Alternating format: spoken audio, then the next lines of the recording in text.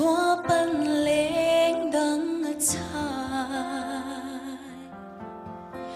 chun lệ say lệ lung khăm lâu lệ kinh tôn thar đi nè lên layan trên đuna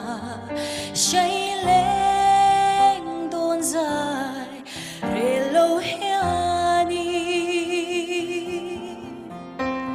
itu